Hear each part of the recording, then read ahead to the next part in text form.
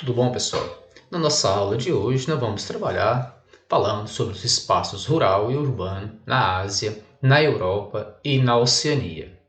Partindo desse princípio, nós podemos observar nessa imagem que nas paisagens euroasiáticas e até mesmo em algumas regiões da Oceania, cuja a colonização europeia ocorreu, ou seja, há séculos, podemos visualizar essas marcas na paisagem, ou seja, é possível observar o contraste entre o contemporâneo, e as tradições centenárias ou que seja milenares, convivendo lado a lado, ou seja, aquela dialética, do novo tentar sobressair sobre o velho, mas o velho ali resiste e mantém convivendo e existindo no mesmo espaço.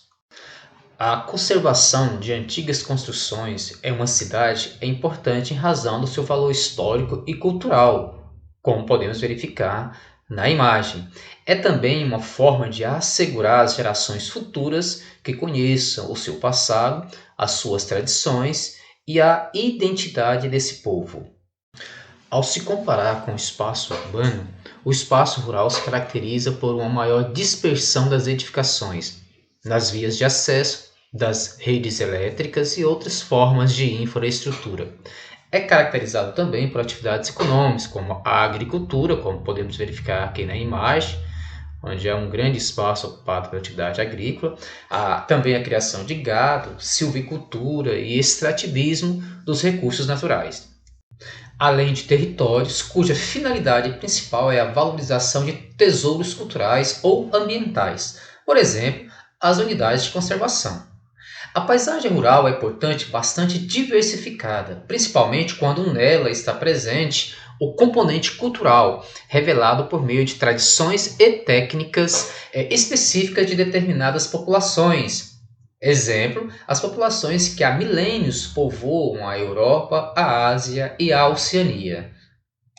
Essa região, dentro desse círculo vermelho, é conhecido como o Sul e o Sudeste Asiático, também conhecido por Ásia das Monções. Ao sul da Ásia, nós temos aqui a Índia, Bangladesh, e a sudeste, nós temos países como Camboja, Vietnã, Laos, Tailândia e alguns países também insulares aqui, Singapura, Malásia, Timor-Leste, Indonésia e Filipinas. Esse conjunto de países constitui aí o sul e o sudeste asiático. Essa região do sul e sudeste asiático, ela é banhada ao sul pelo Oceano Índico, e mais a leste que pelo Oceano Pacífico. Nessa região predominam as regiões de baixas altitudes, ou seja, predominam as planícies. Essa área também, por estar próximo da linha do Equador, há o predomínio de climas quentes, ou conhecido também como tropical de monções. Nessa região asiática predomina a agricultura itinerante, também conhecida como roça tropical. É um modelo agrícola milenar praticado em regiões de clima quente e úmido de diferentes continentes do mundo. Ela se caracteriza por explorar a fertilidade do solo numa determinada área durante vários anos. Consequentemente, isso irá levar aí à exaustão do solo. Quando isso ocorre, aquela área que serviu de cultivo é abandonada, enquanto a vegetação aos poucos retorna à sua vegetação anterior. Os agricultores então exploram outra área nas proximidades. Assim ocorre o sistema de rotação de terras, havendo sempre uma área destinada ao pousio.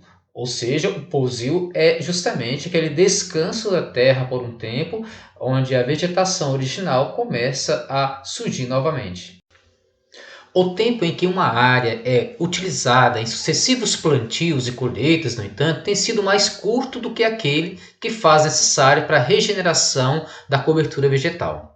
A técnica de derrubada da mata, como nós podemos verificar aqui na imagem, é feita utilizando técnicas rudimentares, como por exemplo o uso do machado para a derrubada da vegetação e, consequentemente, em seguida vem aí a utilização da queimada para limpar aquela área para o plantio. Esse tipo de atividade agrícola vem causando preocupação aos ambientalistas por revelar em geral danos ao meio ambiente. A curto prazo, a queimada gera aumento da produtividade agrícola. Contudo, com o passar do tempo, as chuvas tendem a provocar a lixiviação do solo desprotegido, carregando seus nutrientes por meio do escoamento superficial, a enxurrada, perda da biodiversidade e aumento dos gases de efeito estufa.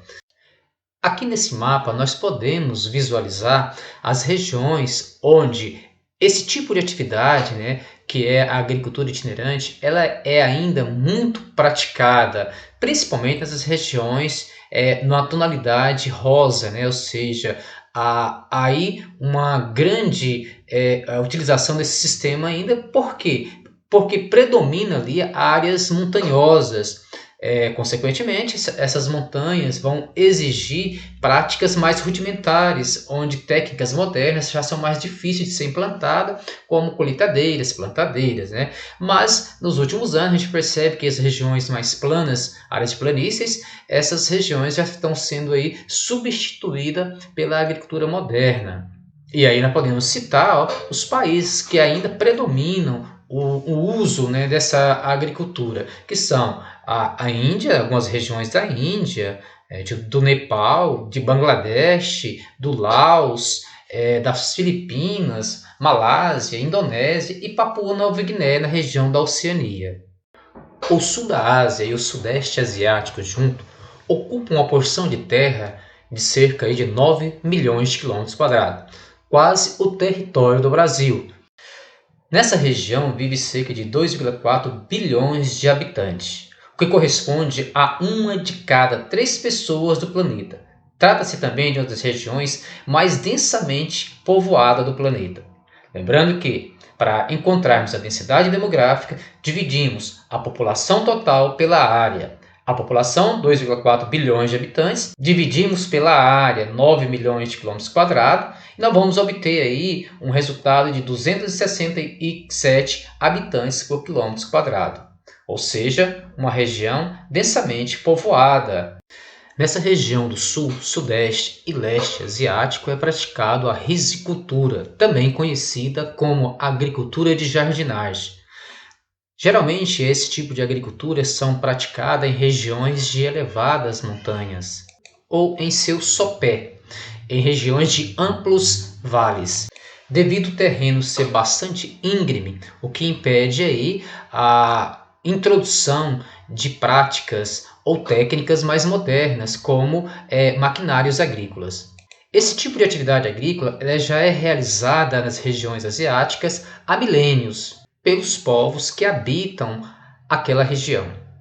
Esse tipo de agricultura é realizada em regiões de solos situadas nos vales dos grandes rios, cujas construções de diques e canais visa regular a distribuição das águas.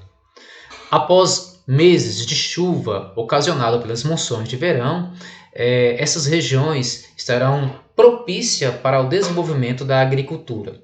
Nas regiões onde os terrenos são mais íngremes devido à declividade, aplica-se, como nós podemos verificar aqui na imagem, a técnica de terraceamento, que é aplicada para reduzir a perda do solo pelas enxurradas, acompanhando aí a curva de nível, os degraus ou os patamares, além de diminuir a força da erosão e armazenarem também as águas das chuvas.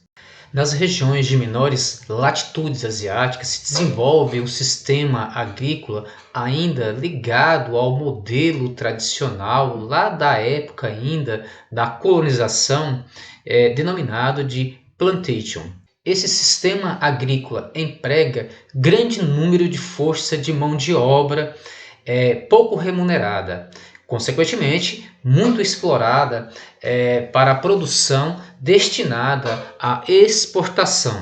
Dos séculos XVI ao século XIX, as administrações inglesa e francesa estabeleceram monoculturas de produtos agrícolas tanto na região da Indochina quanto da Insulíndia, como nós podemos verificar aqui, ó, região da Península da Indochina, região do Golfo de Bengala e o Mar da China Meridional, essa região aqui, e o arquipélago da Insulíndia, que envolve uma área bem maior aqui, ó, desde a região do Oceano Índico ao Oceano Pacífico. Na atualidade, inclui-se ao Multitude Plantation extensas áreas que se desenvolve a silvicultura de seringueiras para a extração da borracha e também do óleo de palma, que é extraído do fruto de um tipo de uma palmeira. No Brasil, por exemplo, a extração desse óleo é associada a um produto conhecido como óleo de dendê, considerado uma alternativa ao óleo de soja e de outros vegetais. Lembrando que a exploração desses recursos muitas das vezes causam impactos ambientais, né, ou seja, que está ligado tanto à biodiversidade como também na alteração climática do planeta. Como podemos verificar aqui na imagem, na Malásia, um dos grandes impactos ambientais é o desflorestamento, ou seja, a retirada da cobertura natural para ceder lugar à plantação de palmeiras para a produção do óleo de palma. Algumas marcas de chocolate utilizam o óleo de palma na sua fabricação para garantir assim a textura macia e a durabilidade do produto. Nós podemos citar um desses aí, o Nutella. Além do desflorestamento que essa região vem sofrendo, ocorre também a morte de elefantes e orangotangos, rinocerontes e tigre. No caso dos orangotangos, são espécies que vêm sofrendo espancamentos, mutilações e até mesmo sendo queimados vivos. Essa nova forma de plantation do século XXI ainda utiliza aí o trabalho infantil e o trabalho não remunerado, ou seja, o trabalho escravo, além da devastação das florestas, colocando em risco as sociedades nativas. Em várias regiões do mundo, a agricultura moderna está ligada diretamente à terceira revolução industrial, ao basear o crescimento da produtividade com a adoção de tecnologias modernas. Essa nova agricultura ela utiliza os sinais eletromagnéticos emitidos pelos satélites em órbita, ou seja, consegue enviar dados reais daquilo que está acontecendo no solo, ou seja, as fazendas, os seus maquinários estão todos conectados via satélite, onde o seu dono, o seu proprietário, onde quer que ele esteja, ali ele vai ter acesso a todos os dados e tudo que está acontecendo em sua propriedade. Nessa produção, a informação ocorre de forma online, entre outros aspectos, atualiza de tempo em tempo o comportamento meteorológico, ou seja, isso serve para que possa ser medido e calculado a quantidade de luz e nutriente para as plantas na quantidade exata conforme a mudança do tempo. Nessa forma de produção, as informações do campo são coletadas e analisadas pelos sensores, e decisões automáticas são tomadas e aplicadas, sempre que visando uma maior produtividade e qualidade da produção. Nesse contexto, também passa a ocorrer o melhoramento genético de animais e também de plantas, com o objetivo sempre de poder alcançar melhor e maior produtividade. Bom, pessoal, a primeira parte de nossa aula sobre espaço rural e urbano na Ásia, Europa e Oceania, na primeira parte, nós encerramos por aqui. Vamos dar continuidade a esse assunto na nossa próxima aula. Então, até lá!